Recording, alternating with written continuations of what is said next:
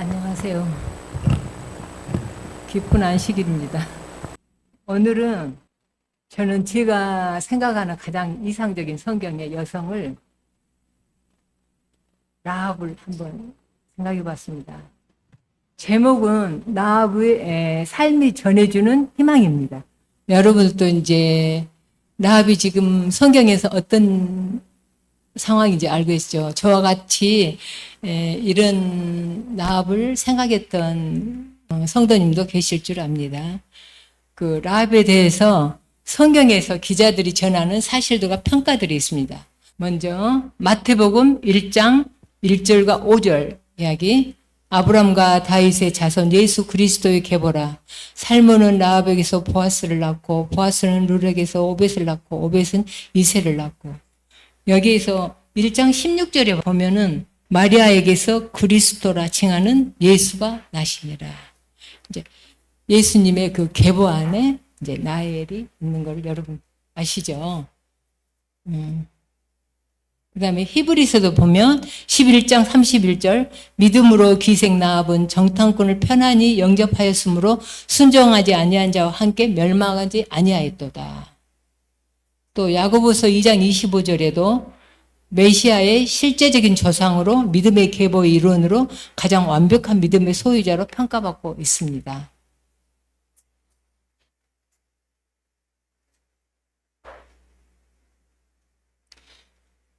그녀의 우리가 삶을 잘 알다시피 그녀가 그렇게 유대하게 느껴지는 이유가 있습니다. 그녀는 혈통적으로 보면 이스라엘 백성이 아닙니다. 그리고 그녀는 사악한 도시의 여리고의 기생이었습니다.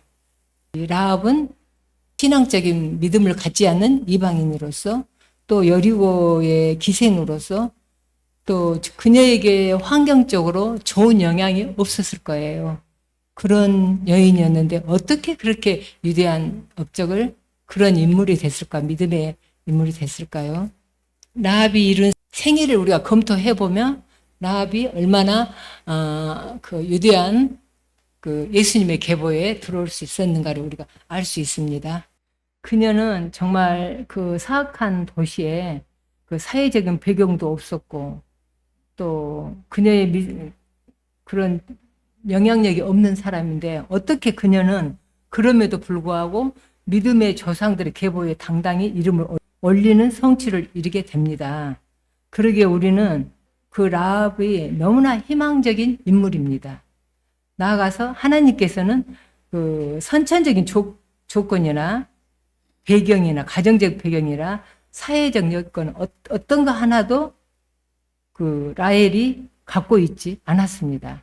그래서 그런 여인도 하나님의 백성이 되고 하나님의 선택을 받았다는 사실에서 우리는 이 안식일 아침에 그런 하나님, 은혜로운 하나님이 바로 우리 하나님됨을 감사하면서 느끼는 안식일이 됐으면 합니다. 이제 라합의 생애에 대해서 이제 보겠습니다. 그러면 라합은 신앙적인 부분에서 메시아 족보를 이루는 데는 믿음의 성취를 이뤘고 두 번째 사회적인 부분에서 다윗의 왕가의 족보에 이루는 사회적 성취를 이룬 여인이었습니다. 가정적인 부분에서는 온 가족을 구원하는 선교적인 성취를 이루는 여인입니다. 그런 성취의 밑바탕에는 뭘 볼 수 있냐면 우리가 성경으로 돌아가서 성경을 보면 됩니다. 여호수아 2장 9절과 13절의 말씀을 보겠습니다. 말하다에 여호와께서 이 땅을 너희에게 주신 줄을 내가 아노라. 우리가 너희를 심히 두려워하고 이 땅 주민들이 다 너희 앞에 간담이 녹나니 이는 너희가 애굽에서 나올 때 여호와께서 너희 앞에 홍해의 물이 마르게 하신 일과 너희가 요단 저편에 있는 아모리 사람 두 왕 시온과 옥에게 행한 일 곧 그들을 절멸시키는 일을 우리가 들었음이니라. 우리가 듣자 곧 마음이 녹았고 너희로 말미암아 사람이 정신을 잃었나니 너희의 하나님 여호와는 위로는 하늘에서도 아래로는 땅에서도 하나님이시니라. 그러므로 이제 청하노니 내가 너희를 선대하였은즉 너희도 내 아버지 집을 선대하도록 여호와께로 내게 맹세하고 내게 증표를 내라. 그리고 나의 부모와 나의 남녀 형제와 그들에게 속한 모든 사람을 살려주어 우리 목숨을 죽음에서 건져내랴. 오늘의 이 말씀은 당시 라합이 이스라엘 정탐꾼하고 나누는 이야기입니다. 그래서 라합의 인격이 어떤 인격이었길래 이렇게 정탐꾼에게 이런 말을 할 수 있었을까 보면은, 첫째, 국제 정세를 파악하는 정보력이 있었어요. 이 여인은 여리고 백성이고 비록 기생 라합이었지만은 40년 전에 이스라엘 백성들을 인도하시는 하나님, 그런 모든 것을 기억에 저장하고 또 그거를 간수하고 40년 동안 하나님에 대한 그 사랑을 간직하고 있었어요. 그런 하나님 백성들을 우러러보고 있었다는, 그게 밑바탕에 있었어요. 그리고 파악된 정보에 대한 분석력이 있었습니다. 어떻게 분석을 했냐면, 여호와 하나님께서 이 이스라엘 백성이 그 종으로 있었지 않습니까? 애굽에. 근데 가나안 땅을 주실 것이다. 이거를 확신했어요. 그에 대한 분석력이 있었습니다. 그리고 분석에 기초한 판단력이 또한 있었습니다. 판단력에는 그런 하나님을 그 40년 동안 정보를 수집하고 이렇게 사랑을 간직하고 있었기 때문에 너희 섬기는 하나님인 천지의 유일하신 하나님이라고 고백을 했어요. 그래서 그런 그 판단력을 갖고 있었어요. 그래서 자기도 하나님을 섬기는 백성이 되고자 하는 사람이었습니다. 그 다음 넷째, 판단력을 실천하는 실천력이 있었어요. 어쨌습니까? 정탐꾼이 왔을 때 자기 집에 머물러 있던 정탐꾼을 적이지만 그들은 하나님의 백성이라는 거 알고 그들을 살려보내기 위해서 자기가 선택을 하는 거죠. 하나님 편에서 선택을 하고 이 정탐꾼을 살려주는 것입니다. 그래서 분명 이런 하나님심은 사랑의 하나님이시고 이 하나님은 기생 나도 받아주실 것이라 생각하고 그 하나님은 자기를 유일한 하나님을 모시기를 선택하고 그분의 백성이 되기로 결심합니다. 여섯째는 바른 선택과 실행에 온 가족이 유익을 되는 공익성을 갖고 있었습니다. 이분은 정말 똑똑하신 것 같아요. 이 모든 걸 성취하기 위해 철저함이 있었는데 그 라합은 정탐꾼에게 자신이 요구한 사항을 확실히 받아내고자 그들이 이룰 줄을 알고 맹세하고 뭐를 주라겠습니까? 증표를 달라고 그랬죠. 그래서 가족도 살리고 또 그런 그 철저한 온 가족의 유익이 되는 그런 그 철저함이 있었습니다. 그 다음에 이제 나무를 이제 비교해서 보겠습니다. 네, 나무가 있는데요. 나무가 웅장해서 더 성장할 수도 있고 더 말라질 수도 있잖아요. 근데 나합은 어떻습니까? 나합의 이룬 성취로 큰 나무가 되고 그 뿌리에는 많은 물도 있고 풀도 자라고 꽃나무도 있고 버섯도 있고 이렇게 자라는 그런 그 풍성한 그런 인격이 있었던 것 같아요. 그래서 나합의 인격은 뿌리 깊게 모든 흙을 감싸는 그 큰 나무는 뿌리가 깊잖아요. 그 안에 다 포옹할 수 있는 그런 인격이었다. 그러면 이제 우리가 나합을 이렇게 생각할 때 아름다운 성취를 이뤘잖아요. 결국은 시대를 분별하고 바르게 판단하고 선택하고 실행하여 자신의 운명학에 과감히 도전하며 아름다운 성취를 이뤄낸 것입니다. 그래서 건강한 자기 인식 위에 그녀의 인격과 품성이 형성되고 그 인격과 품성을 믿음으로 성취하게 했다. 근데 사실 그 라합이 그렇게 정탐꾼을 도와줬을 때는 굉장한 그 각오 없이는 목숨을 걸지 않고서는 이룰 수 없었던 일이죠. 그래서 그 여인의 내적 이면에 대한 그 성격, 그 성품에 대해서 우리가 보고 있습니다. 이것을 도움을 얻기 위해서 일반적인 사람들은 그 외부적인 것이나 아니면 환경적인 좋은 것이나 이런 것 때문에 형성이 되는데 이 라합은 그게 전혀 없는데도 이렇게 좋은 인격을 형성했는데 그것을 이해를 돕기 위해서 박경화 집사님이 시 한 편을 낭독해 주시겠습니다. 아버지의 등을 밀며 손택수. 아버지는 단 한 번도 아들을 데리고 목욕탕에 가지 않았다. 10살 무렵까지 나는 할 수 없이 누이들과 함께 어머니의 손을 잡고 여탕에 들어가야 했다. 누가 물으며 어머니가 미리 일러준 대로 5살이라고 거짓말을 하곤 했는데 언젠간 한 번은 입속에 준비해둔 5살 대신 7살이 튀어나와 곤욕을 치르곤 하였다. 나이보다 실하게 여물었구나. 누가 고추를 만지기라도 하면 잔뜩 성이 나서 물속으로 텀벙 뛰어든 목욕탕. 어머니를 따라갈 수 없을 만큼 커버린 뒤로 함께 와서 서로 등을 밀어주는 부자들을 은근히 눈으로 바라보곤 하였다. 그때마다 혼자서 원망했고 좀 더 철이 들어서는 돈이 무서워서 목욕탕도 가지 않는 거라고 아무렇게나 함부로 비난했던 아버지. 등짝에 살이 시커멓게 죽은 지게 자국을 본 건 당신이 쓰러지고 난 뒤 일이다. 의식을 잃고 쓰러져 병원까지 실려온 뒤의 일이다. 그렇게 밀어드리고 싶었지만 부끄러워서 차마 자식에게 보여줄 수 없었던 등.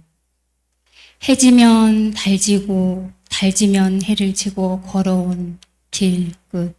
적막하디 적막한 등짝에 낙인처럼 찍혀 지워지지 않는 지게 자국. 아버지는 병원 욕실에 엎혀 들어와서야 비로소 자신의 소원 하나를 들어주신 것이었다. 정말 감동적이죠. 참으로 아버지의 깊은 사랑을 전해주는 감동적인 시가 아닐 수 없습니다. 자식을 향한 지극한 사랑 때문에 삶의 고단한 모든 짐을 자기 등에 지고 이렇게 살아왔는데, 이런 삶이었는데 왜 이분은 그렇게, 우리가 다른 측면을 봐볼까요? 그 아버지는 그 자기를 부끄럽게 여겼어요.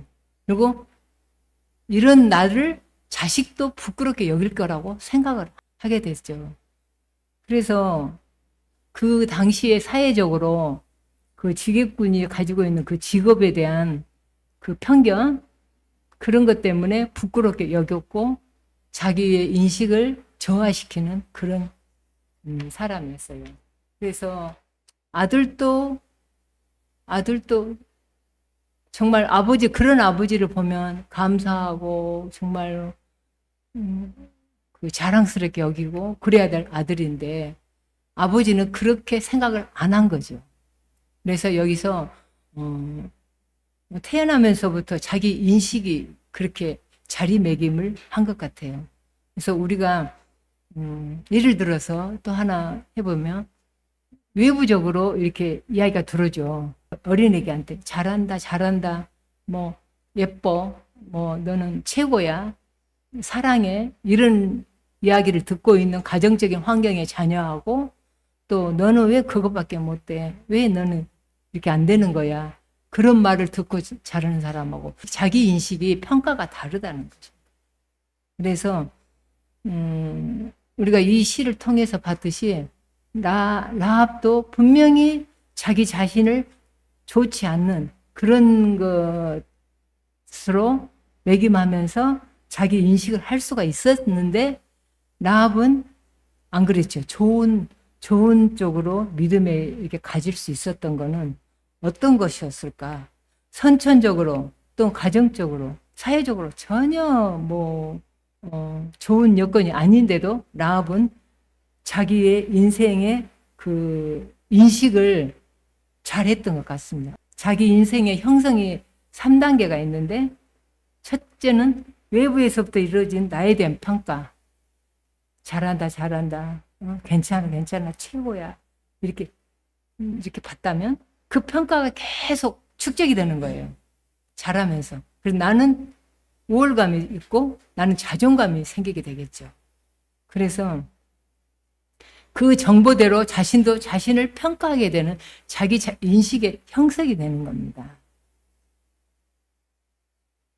근데 이제 사회의 최하층인 라합은 자신에 대한 외부 평가를 어떻게 극복을 했을까요? 여러분도 잘 아시다시피 짐작하죠. 그녀의 고백은 이제 여호수아 2장 9절에서 12장 아까 읽었던 그 내용에 고백의 답이 있습니다. 이는 너희가 애굽에서 나올 때 여호와께서 나의 앞에 홍해 물을 마르게 하신 일, 그런 거. 너희의 하나님 여호와는 위로는 하늘에서도 아래로는 땅에서도 하나님이시다는 거. 그게 밑바탕에 있었어요. 그래서 자기 인식을 좋은 인식으로, 그래서 그런 결단을 할 수 있는 능력이 있었던 거예요.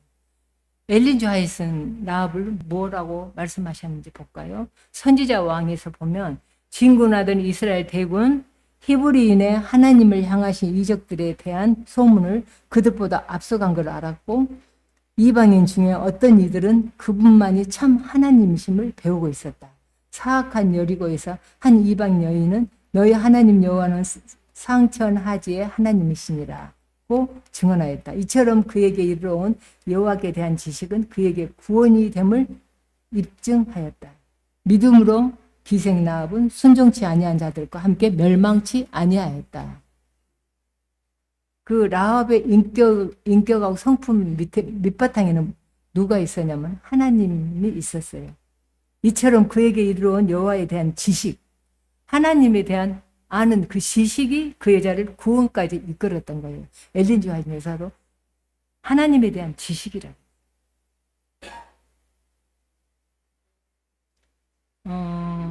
40여 년 동안 그 모세가 죽고 출애굽할 때 이제 그 모세 다음으로 여호수아가 이제 이끄는 될 때입니다. 이것을 잊지 않고 계속 반복하고 생각하고 이스라엘 돕는 하나님 여호와의 모든 사역에 집중, 주목했다는 거.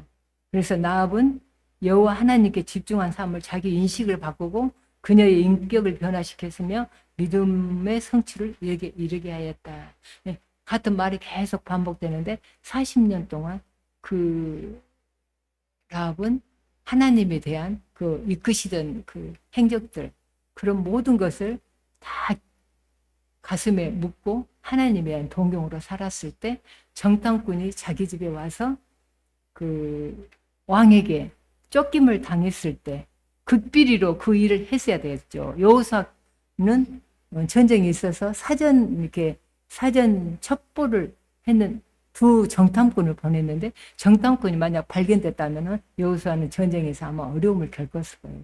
근데 그때 도왔던 라합이 그런 밑바탕이 있고 여호와를 아는 그 믿음이 그에 쌓아 있는 것 때문에 그들을 도와주고 하나님을 백성이 되고자 그들 도와주고, 자기는 자기 나라에서 목숨을 잃을 걸 각오를 하고, 그러면서 자기 인격적으로 야무지게 사회적인 모든 믿음으로 또 자기만 뿐만이 아니라 자기를 포함한 부모나 형제 자매나 자기의 모든 포함한 사람들까지 전부 구원에 이르게 하는 그런 놀라운 훌륭한 여성입니다. 그래서 히브리 11장의 믿음의 장에 딱 보면은 라합이 등장하죠.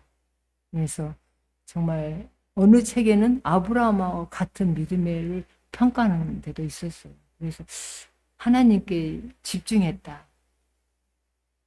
이 모든 것을 바꾸는 힘이 있었다. 그것이 결론입니다. 그래서 하나님과 라합과 같은 믿음의 성도로 서기 위해서는 우리는 하나님께 집중적인 규칙적인 기도의 생활을 활성화해야 되겠다. 그리고 하나님께 집중하는 정기적인 말씀 연구를 생활해야 되겠다. 또 하나님께 집중하는 반복적인 말씀 암송을 생활해야 되겠다. 이런 것이 있습니다. 오늘의 말씀을 마치면서 라합과 같은 믿음의 성도들로 서기 위해 몇 가지를 제안합니다. 이런 모든 것을 우리가 갖고 매일의 꾸준히 행하는 우리들이 됩시다. 성령 충만으로 특별한 일이 아닌 가치 있는 일을 꾸준히 하는 것이 성령 충만입니다. 이사야 11장 9절의 말씀 보면 내 거룩한 산 모든 곳에서 해됨도 없고 상함도 없을 것이니 이는 물이 바다를 덮은 같이 여호와를 아는 지식이 세상에 충만할 것입니다. 아멘. 여호와의 지식이 세상 끝날까지 함께 하실 것입니다. 물이 바다를 덮은 같이 여호와를 아는 지식이 세상에 충만할 것입니다. 감사합니다.